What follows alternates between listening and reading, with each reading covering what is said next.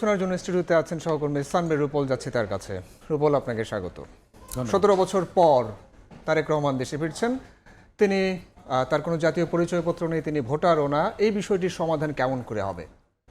উদ্বেগ, উৎকণ্ঠা এবং অনেক বহুল প্রতীক্ষিত আকাঙ্ক্ষা সবকিছু মিলিয়ে এখন তারেক রহমানের দেশে ফেরার 17 বছর পরে সেটি কিন্তু দলীয় নেতাকর্মী তারা পুরোদমে করে যাচ্ছেন। এবং এরই পাশাপাশি আজকে নির্বাচন কমিশন কিছুক্ষণ আগেই আপনি দেখেছেন একটা রিপোর্টে আমার যে নির্বাচন কমিশনে গিয়েছিলেন বিএনপি নেতারা, এবং তিনি ফেরার একদিন পরে তিনি ভোটার হওয়ার জন্য আবেদন করবেন। এবং ভোটার হওয়ার জন্য আবেদন করলে খুব সহসাই ভোটার হয়ে যেতে পারবেন, কারণ এখনও পর্যন্ত বিশেষ প্রক্রিয়ায় ভোটার হওয়া যায় এবং ভোটার হতে পারবেন। এবং ভোটার অন্তর্ভুক্ত হওয়ার পরে তারপরেও আরেকটি বিষয় জানিয়ে রাখি, সেটি হচ্ছে গিয়ে যে তিনি আসার সাথে সাথে তাকে একটি সংবর্ধনা দেওয়া হবে, এবং সেই সংবর্ধনায় নেতাকর্মীরা সহ সাধারণ মানুষ যারা আছেন তারা নিশ্চয়ই যোগ দেবেন, এবং সেই যোগ দেওয়ার প্রস্তুতিও পুরোদমে দলের পক্ষ থেকে নেওয়া হয়েছে। আমরা একটু দেখে নেব যে তাদের প্রস্তুতি আসলে কীরকম।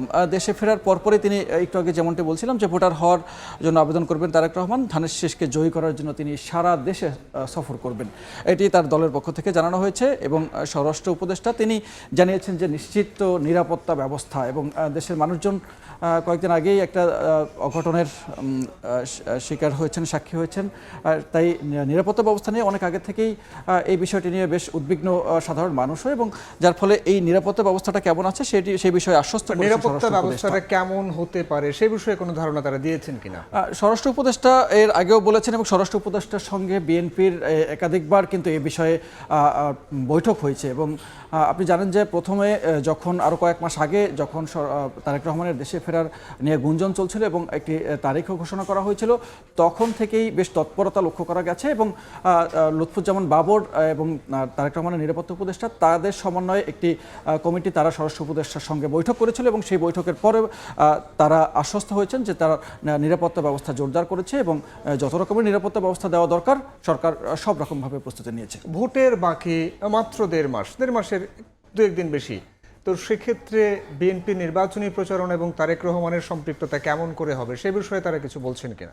তারেক রহমানের প্রচারণা নিয়ে আপনি একটু আগে দেখেছেন যে তারেক রহমান তিনি সারা দেশেই সফর করার কথা রয়েছে। তাছাড়া তার নিজের ভোটার হওয়ার মধ্য থেকে তিনি আনুষ্ঠানিকভাবে এই ভোট ক্যাম্পেইনে কিন্তু যোগ দিয়ে ফেলবেন বলা চলে। এবং দীর্ঘদিনের আন্দোলন সংগ্রামেও তিনি জনসম্পৃক্ত ছিলেন, দূর থেকে ছিলেন, এবার একদম মানুষের কাছাকাছি দৌড় করে পৌঁছাবেন। এবং সেক্ষেত্রে বেগম খালেদা জিয়া তিনি যেহেতু অসুস্থ, তার সেখানে প্রথমেই তিনি এবারকার হসপিটালে যাবেন, এবং এবারকার হসপিটাল থেকে সেখানে তিনি গণসংবর্ধনায় তিনি যোগ দেবেন। এবং পাশাপাশি এরপরেই তিনি ভোটের মাঠে নামবেন, এবং তার নিজস্ব নির্বাচনী এলাকা যেটি আছে বগুড়ার দিকে, সেই নির্বাচনী এলাকার বাইরেও তিনি সারা দেশে সফর করার কথা দলীয় পক্ষ থেকে বলা হয়েছে। তো এখন ভোটার গাড়ি উদ্বোধন হয়েছে সেই বিষয়টি আজকে আরও একটি নির্বাচনের একটি ডামাডোল শুরু হয়ে গেল। এবং নির্বাচনের ভোটের গাড়ি উদ্বোধন করেছেন প্রধান উপদেষ্টা ডক্টর মোহাম্মদ ইউনূস, এবং তিনি আশা প্রকাশ করেছেন যে সব দলের অংশগ্রহণেই উৎসবমুখর পরিবেশে এই আগামী নির্বাচনটি অনুষ্ঠিত হতে যাচ্ছে। এবং এখন আমাদের হাতে একটি প্রতিবেদন আছে, দেখে আছি সেই প্রতিবেদনটি।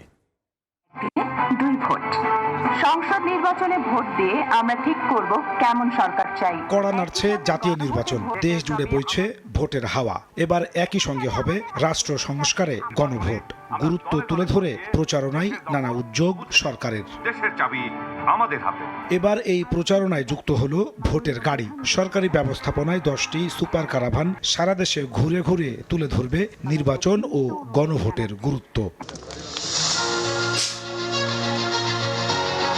সোমবার বিকেলে জাতীয় সংসদের দক্ষিণ প্লাজায় ভার্চুয়ালি অংশ নিয়ে ভোটের গাড়ির উদ্বোধন করেন প্রধান উপদেষ্টা। বলেন, আগামী নির্বাচন ভয়হীন, অবাধ, নিরপেক্ষ করতে বদ্ধপরিকর সরকার। এজন্য জনগণকেও ভূমিকা রাখতে হবে। আমরা এমন একটি নির্বাচন চাই যেখানে থাকবে না ভয়, থাকবে না বাধা, থাকবে কেবল জনগণের মুক্ত ও নির্ভীক মত প্রকাশ। সরকার সেই পরিবেশ নিশ্চিত করতে বদ্ধপরিকর। আপনি দেশের মালিক, এদেশ আগামী 5 বছর আপনার পক্ষে কে চালাবে সেটা আপনিই ঠিক করবেন। আপনি যদি এই সনদ সমর্থন করেন তবে গণভোটে অবশ্যই হ্যাঁ ভোট দেন। চলুন আমরা সবাই মিলে এই গণতান্ত্রিক যাত্রাকে সফল করি।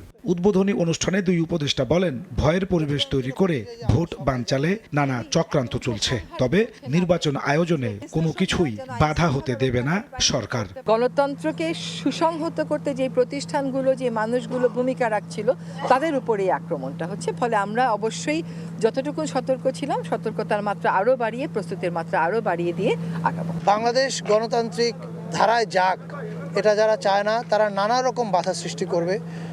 আমাদের এই বাধা অতিক্রম করে নির্বাচনের দিকে আগাতে হবে। সুপার কারাভানে সংস্কৃতি কর্মীরা অংশ নিয়ে ভোটাধিকার নিয়ে তৈরি করবেন জনসচেতনতা। নাজ মুস্তালেহি, সময় সংবাদ, ঢাকা। রুদ্র, আমরা প্রতিবেদনটি দেখলাম যে প্রধান উপদেষ্টা বলছেন যে একেবারে ভয়হীন নির্ভয়ে মানুষ এবার এই নির্বাচনে ভোট দিতে অংশগ্রহণ করতে পারবেন। তো আর কি বার্তা আছে প্রধান উপদেষ্টা? রুদ্র, একই সাথে তিনি আরেকটি বার্তা দিয়েছেন, সেটি হচ্ছে কি যে হ্যাঁ ভোটকে জয়যুক্ত করার বার্তা। তিনি জানেন যে নির্বাচন বাইরেও আরও একটি নির্বাচন হতে যাচ্ছে, একই সাথে দুটি নির্বাচন, গণভোট। সেই গণভোটের জন্য যে সংস্কারগুলো হয়েছে সেই সংস্কারের পক্ষে, গণভোটের পক্ষে কিন্তু হা ভোট এবং না ভোট দুটি অপশন রাখা হয়েছে। এবং একই সাথে আমরা দেখতে পাচ্ছি যে নির্বাচন কমিশনেও আজকে বৈঠক হয়েছে এবং আগামীকালকেও বিভিন্ন স্টেক হোল্ডারদের সঙ্গে বৈঠক আছে।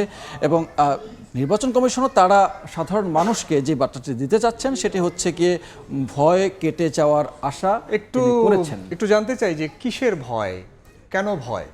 আসলে ভয়টি নির্বাচনকে বানচাল করার ষড়যন্ত্রের কথা বারবার বিভিন্ন রাজনৈতিক দলের পক্ষ থেকে বলা হয়েছে। পাশাপাশি সরকার এবং সিইসি তারাও বারবার আশ্বস্ত করার চেষ্টা করছেন। তো একটা বিষয় হচ্ছে নির্বাচনে বিশৃঙ্খল একটি অবস্থা তৈরি করার একটি মহল হতে পারে, বা আওয়ামী লীগকে নির্বাচনের বাইরে রাখলে তাতে তার একটি প্রভাব থাকতে পারে। তো এরকম একটি শঙ্কা, সংশয় কিন্তু অন্যান্য যে রাজনৈতিক দলগুলো এখন ভোটের মাঠে আছে তাদের মধ্যে আছে। এবং সেই ভোটের মাঠে থাকা রাজনৈতিক দলগুলো কিন্তু বারবার সেই শঙ্কা প্রকাশ করে আসছে।